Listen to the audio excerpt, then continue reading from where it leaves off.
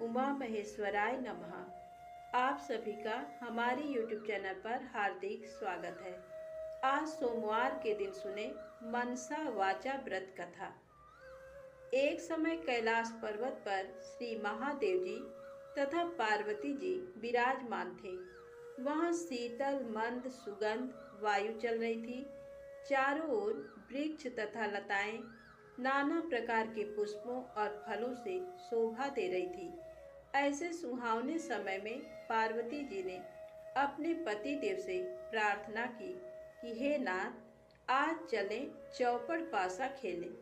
तब महादेव जी ने उत्तर दिया कि चौपड़ पासा के खेल में छल कपट बहुत होता है, सो कोई मध्यस्थ हो तो खेला जाए। इतना वचन सुनते ही पार्वती जी ने अपनी माया से एक बालक बनाकर बिठा दिया और महादेव जी महाराज ने अपने मंत्र बल से उसे संजीवन कर दिया और आदेश दिया कि तुम हम दोनों की हार जीत को बताते रहना। ऐसा कहकर श्री महादेव जी महाराज ने पासा चलाया और पूछा कि बताओ कौन जीता और कौन हारा है। तब उस पुत्र ने उत्तर दिया कि महादेव जी जीते और पार्वती जी हारे हैं। फिर दूसरी बार पासा चलाकर महादेव जी ने पूछा तो उस बालक ने यही जवाब दिया कि महादेव जी जीते और पार्वती जी हारे हैं। इसी प्रकार तीसरी बार भी पासा चलाकर पूछा तो अब की बार महादेव जी हार गए थे, परंतु बालक ने विचार किया कि यदि मैं महादेव जी को हारा हुआ बताऊंगा तो ये मुझे श्राप दे देंगे।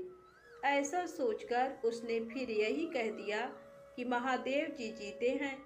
तब झूठ बोलते हुए उस बालक को माता पार्वती जी ने श्राप दे दिया कि तेरे शरीर में कोढ़ हो जाए और तू निर्जन वन में भटकता फिरे।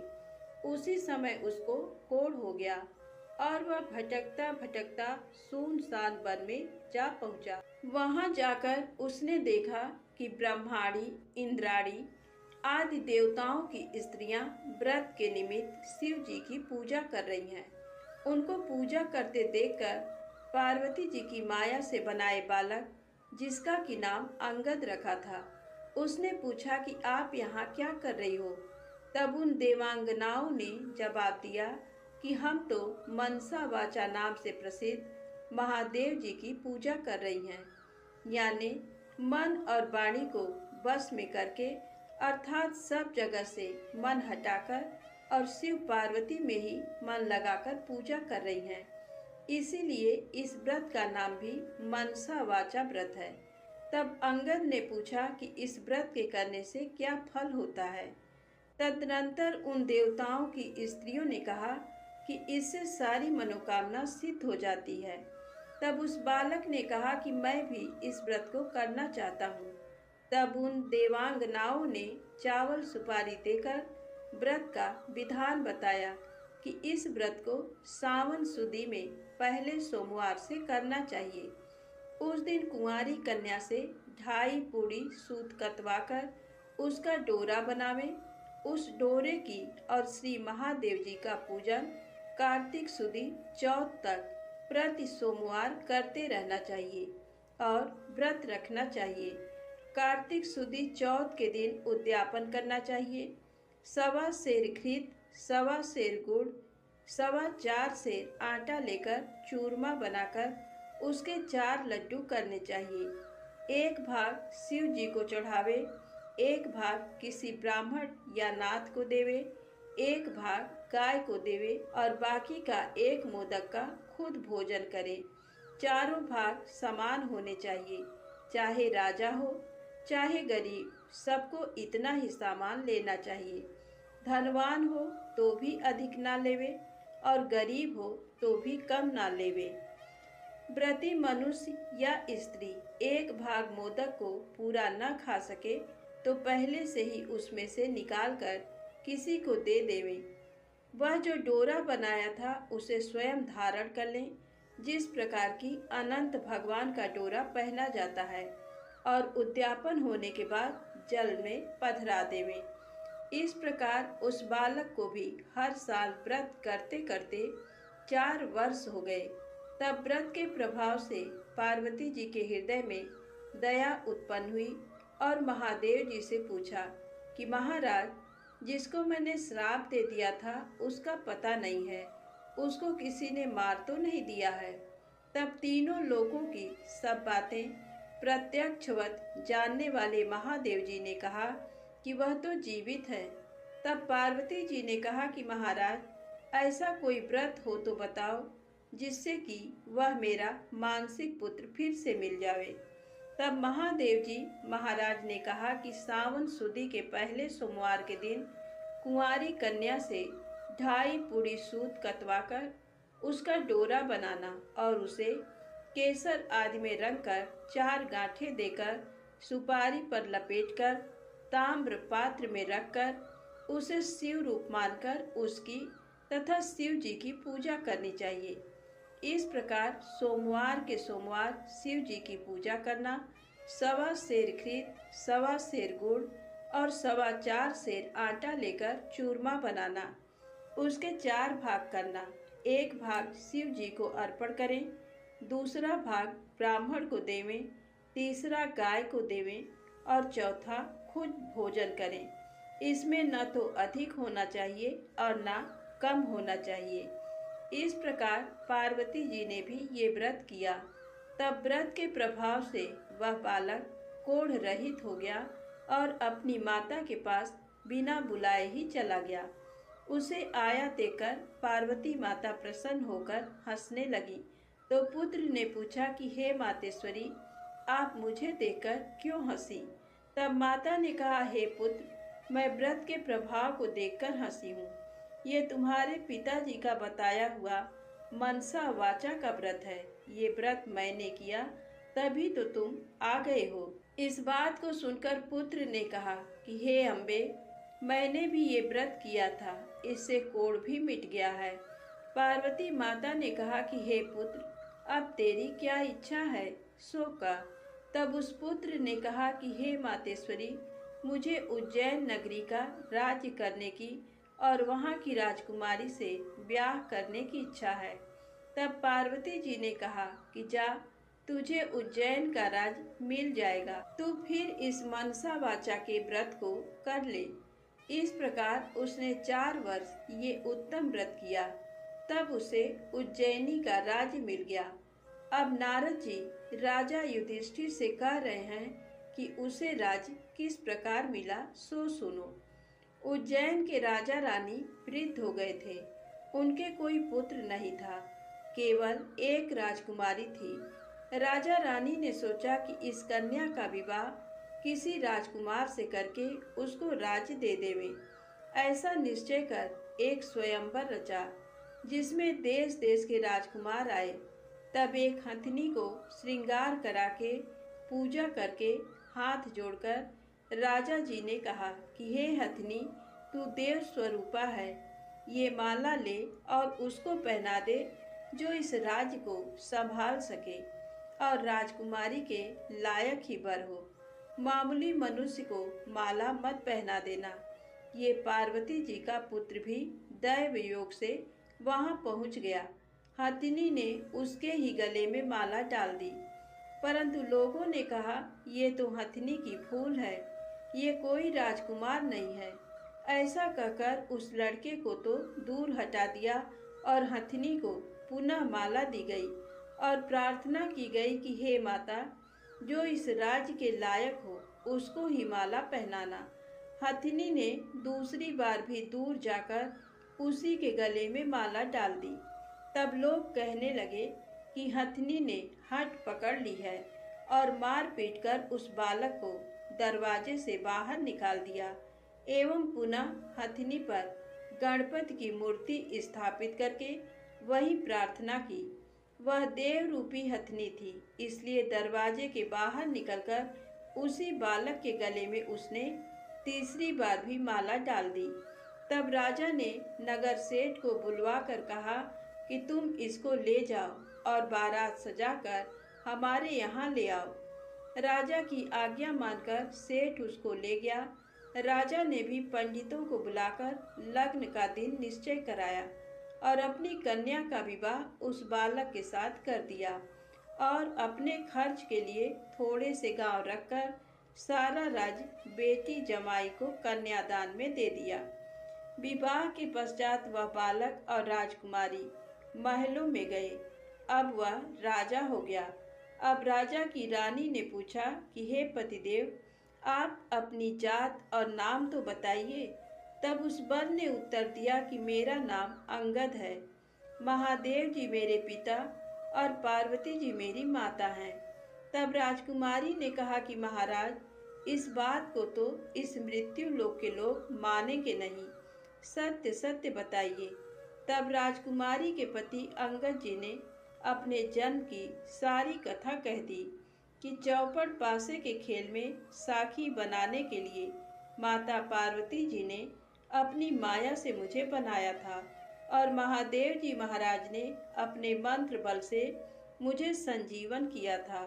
फिर जिस प्रकार मुझे श्राप दिया, जिस प्रकार इंद्राणी आदि देवताओं की स्त्रियों ने मुझे मनसा वाचा व्रत बताया, जिसको मैंने 4 वर्ष तक किया, तब माता पिता के पास वापस पहुंचा। माता ने मुझे गले लगाया और कहा कि अब तुम्हारी क्या इच्छा है। तब मैंने माता जी से उज्जैनी के राज की इच्छा प्रकट की। फिर माता जी के कहने से मैंने 4 वर्ष मनसा वाचा नाम से प्रसिद्ध पिता शिव जी का व्रत किया। इसी व्रत के प्रभाव से आज मुझे उज्जैन का राज्य मिला और तुम जैसी रानी मिली है। परंतु मेरी राज्य की अवधि पूरी हो गई है। अब मैं अपने माता पिता के पास कैलाश को जाता हूँ। तुम्हारी क्या इच्छा है सो कहो, तो मैं वरदान दे जाऊं और उपाय बता जाऊं। इतना वचन सुनकर राजकुमारी ने कहा कि महाराज, मैं तो पुत्र धन तथा राज्य का सुख चाहती हूँ। अंगद जी ने अपनी रानी को वही मनसा वाचा का शिव जी का व्रत बता दिया और कहा कि बिना मेरे व गर्भवास के तेरे पुत्र होगा। ऐसा कहकर अंगद जी कैलाश चले गए। पति की आज्ञानुसार राजकुमारी ने 4 वर्षों तक ये उत्तम व्रत किया। इससे महादेव जी प्रसन्न हो गए। एक दिन इस रानी ने दासी से कहा कि जा जल की झारी ले आ, मैं दातून करूंगी। दासी ऊपर गई तो क्या देखती है कि सोने की पालकी में एक छोटा सा सुंदर बालक सो रहा है और मुंह में अंगूठा चूस रहा है। दासी ने जाकर रानी जी से ये बात कही। रानी जी ने जाकर बालक को उठा लिया और भगवान शंकर जी से प्रार्थना की कि हे प्रभु, यदि आपने ये बालक दिया है तो मेरे स्तनों में से दूध की धारा भी निकलनी चाहिए। इतना कहते ही उसके स्तनों में दूध आ गया। इस प्रकार वह बालक बड़ा होने लगा।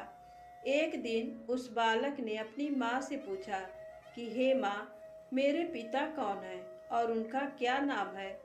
तब उस रानी ने कहा कि तेरे पिता तो अंगद जी हैं और महादेव पार्वती जी तेरे दादा दादी हैं। तब बालक ने, जिसका कि नाम फूल कंवर है, अपनी माता से कहा कि इस बात को तो मृत्यु लोक में कोई नहीं मानेंगे।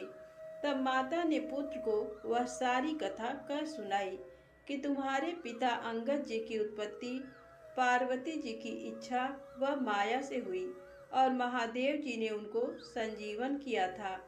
शिव पार्वती के चौपड़ पासा के खेल में झूठ बोलने से माता ने उनको श्राप दे दिया, जिससे वे कोढ़ी हो गए और उनको वन में भटकना पड़ा। तब मनसा वाचा के व्रत करने से वे भले चंगे हो गए और माता पार्वती से उनका पुनर्मिलन हो गया। अपनी माता पार्वती के कहने से तुम्हारे पिताजी ने फिर मनसा वाचा शिव जी का व्रत किया। तब उनको उज्जैन का राज्य मिल गया व उनका मुझसे विवाह हो गया। उनकी अवधि कुछ ही दिन की थी, इसलिए वे तो अपने माता पिता के पास कैलाश चले गए और उनके बताए हुए व्रत को 4 वर्ष करने से बिना गर्भवास के ही तुम मेरे यहाँ पुत्र रूप से प्रकट हुए हो। अब तुम्हारी क्या अभिलाषा है सो मुझे बताओ। माता के वचन को सुनकर पुत्र ने कहा कि हे माता, मेरी इच्छा चेदिराजा की कन्या से विवाह करने की है, क्योंकि मैंने उसकी प्रशंसा सुनी है। तब माता ने कहा कि हे पुत्र, तू भी मनसा वाचा का व्रत कर। इस व्रत के करने वाले के लिए कुछ भी दुर्लभ नहीं है। पुत्र ने भी 4 वर्ष तक व्रत किया। तब भगवान शंकर जी ने चेदिराजा को स्वप्न में आदेश दिया कि मेरे कहने से तू अपनी राजकुमारी का विवाह उज्जैन के राजकुमार से कर दे। चेदिराज ने भगवान शिव जी के वचन माने और अपनी कन्या का विवाह उज्जैन के राजकुमार से कर दिया। अब वह राजा हो गया। एक दिन वह शिकार खेलने वन में गया। वहां उसके कोई शिकार हाथ नहीं आया। भूख प्यास से व्याकुल होकर वह एक बाग में जाकर आराम करने लगा। दैव योग से वहां कोई ब्राह्मण आ गया। उसने राजा को श्रीधरी पंचांग सुनाया कि आज कार्तिक सुदी चौथ है, सो आज मनसा वाचा के व्रत का उजीरना है। राजा ने कहा कि महाराज, मुझसे तो भूल हो गई, आप हमें अब पूजन करा दें। ब्राह्मण ने पूजा के लिए शहर में रानी जी को खबर भेजी कि राजा साहेब शिकार के लिए यहाँ वन में ठहरे हुए हैं। आज कार्तिक सुदी चौथ का उजीरना है, इसलिए 4.25 सेर आटा, 1.25 सेर घी, 1.25 सेर गुड़ का चूरमा बनवाकर मंगवाया है। इस पर रानी ने सोचा कि फौज के कई आदमी साथ हैं, इतने से चूरमे से क्या होगा, तो उसने गाड़ी भरकर भेज दिया। नियम विरुद्ध अधिक प्रसाद होने से महादेव जी ने कोप करके राजा को स्वप्न में कहा कि तुम अपनी रानी को निकाल दो, नहीं तो मैं तुम्हारा राज्य नष्ट कर दूंगा। राजा ने प्रमाण के अनुसार दोबारा चूरमा बनवाकर व्रत पूरा किया।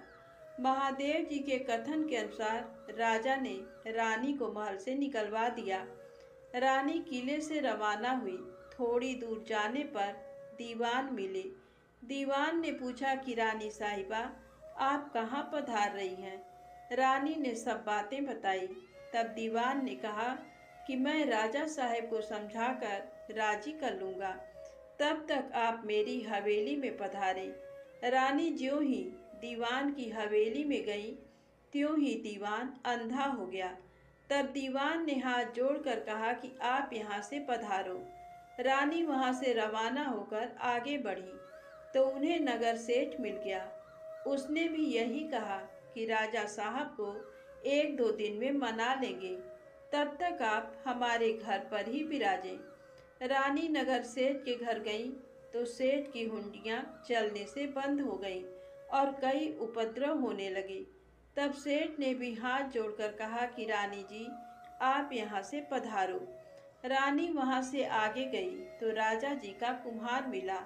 उसको रानी पर दया आ गई। वह रानी को अपने घर ले गया। कुम्हार के घर पर रानी के जाते ही उसका न्याव फूट गया, जिससे सारे बर्तन फूट गए और कुम्हार भी अंधा हो गया। तब कुम्हार ने भी रानी को अपने घर से निकल जाने की प्रार्थना की। आगे जाने पर एक माली मिला। उसने पूछा, आप कहाँ पधार रही हो? तो रानी ने कहा कि राजा साहब ने मुझे देश निकाला दिया है। तो माली को दया आई और वह रानी को अपने बाग में ले गया।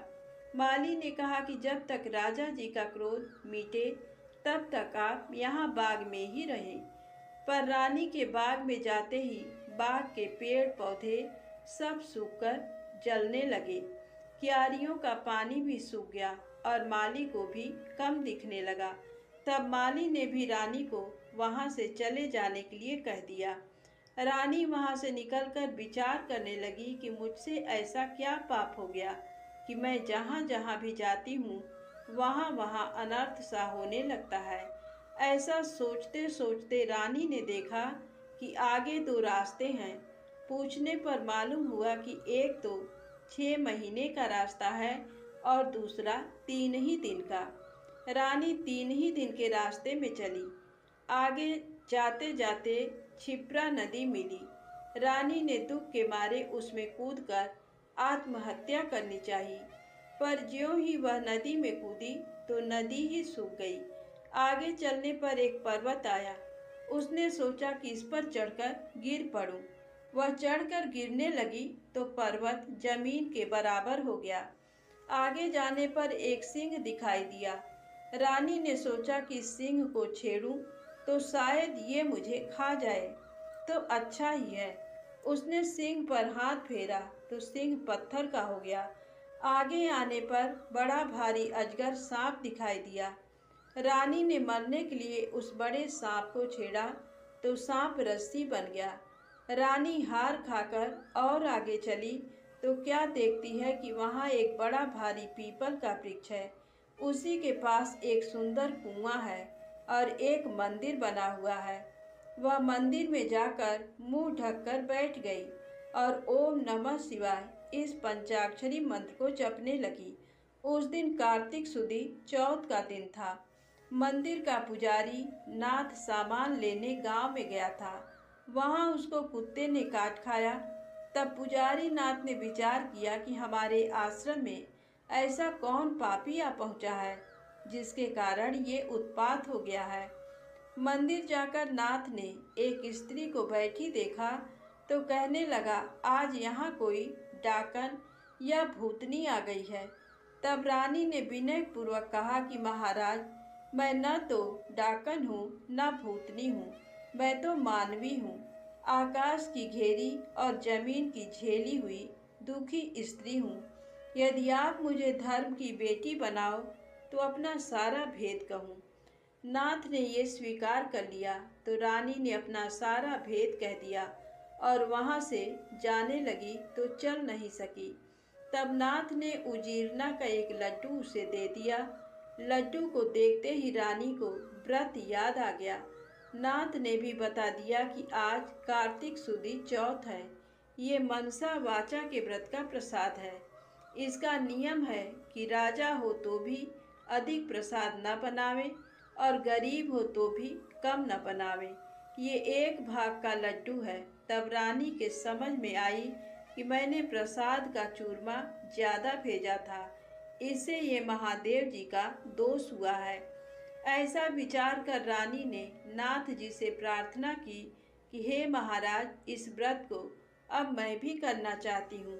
तब नाथ ने कहा कि ये सावन सुदी चौथ आ रही है, इस दिन से तुम व्रत शुरू करो। फिर नाथ जी ने कुंवारी कन्या से पूड़ी कतवाकर उसका डोरा बना दिया। पूजन का सामान लाकर सोमवार के सोमवार व्रत और पूजन करती रही। तब कार्तिक सुदी चौथ आई। तब नाथ जी गांव जाकर सामान ले आए। 1.25 सेर घी, 1.25 सेर गुड़, 4.25 सेर आटा का चूरमा बनाया। चूरमा के 4 भाग किए और शिव पार्वती की मनसा वाचा पूजा की। इस तरह व्रत करते करते 4 वर्ष हुए तो महादेव जी महाराज ने राजा को स्वप्न में दर्शन देकर कहा कि राजन, अब तू रानी को बुलवा ले, नहीं तो मैं तेरे राज्य का नाश कर दूंगा।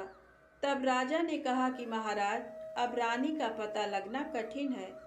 आपकी आज्ञा से ही तो उसे देश निकाला दिया था। तब महादेव जी ने कहा कि हे राजन, तू 4 विश्वासी नौकरों को पूरब के दरवाजे पर भेज दे। वहाँ बिना नाथे हुए बैलों की गाड़ी आएगी। वह गाड़ी वहीं जाकर ठहरेगी जहाँ पर तुम्हारी रानी है। प्रातःकाल राजा ने 4 आदमी भेजे। आगे बिना नाथे हुए बैलों की गाड़ी आई। उसमें वे चारों बैठ गए और उसी मंदिर तक चले गए जहाँ पर रानी थी। वहाँ रानी को पहचान कर सेवकों ने कहा कि हे रानी जी, अब पधारिए, राजा साहब ने आपको बुलाया है और इसी कार्य के लिए हमको भेजा है। तब रानी ने नाथ जी को कहा कि मैं आपकी धर्म की बेटी हूँ, सो आप मुझे सीख देकर भेजो। तब नाथ जी ने मिट्टी के हाथी घोड़ा व पालकी बनाकर मंत्र के छींटे दिए, जिससे वे सच्चे हाथी घोड़ा पालकी बन गए। रानी ने नाथ जी से फिर कहा कि हे पिताजी, आते समय रास्ते में मेरे रहने से कई जीवों का नुकसान हो गया था, तो उनका भी उद्धार हो जाना चाहिए, नहीं तो ये पाप भी मुझको ही लगेगा। तब नाथ जी ने शिव जी के निर्मल स्नान कराए जल की एक झारी भर दी और कहा कि हे बेटी, तू इस जल का छींटा ओम नमः शिवाय कहकर डालती जाना, सो तेरे सारे पाप निवृत्त हो जाएंगे। अब तो रानी शिव पार्वती जी को और नाथ जी को साष्टांग नमस्कार कर लेने को आए चारों सेवकों के साथ रवाना हो गई। जाते जाते वही सर्प आया। तब शिव जी से प्रार्थना करने लगी कि प्रभु, मेरे पाप से ये सर्प रस्सी बन गया था, अब ये फिर से सर्प हो जाए। ऐसी प्रार्थना कर झाड़ी के जल से उसके छींटे दिए, जिससे वह पहले के समान सर्प बन गया। आगे वही सिंह जो पत्थर का होकर पड़ा था मिला, उसके भी रानी ने झाड़ी के जल के छींटे दिए तो वह भी जीवित होकर जंगल में भाग गया। आगे चलने पर वह पर्वत आया जो जमीन के बराबर हो गया था। प्रार्थना करके जल के छींटे देने से वह भी पहले जैसा पर्वत हो गया। आगे जाते जाते वही नदी आई जो सूख गई थी। रानी ने शिव जी का ध्यान कर जल के छींटे दिए, जिससे वह भी गहरे और स्वच्छ जल वाली नदी फिर से हो गई।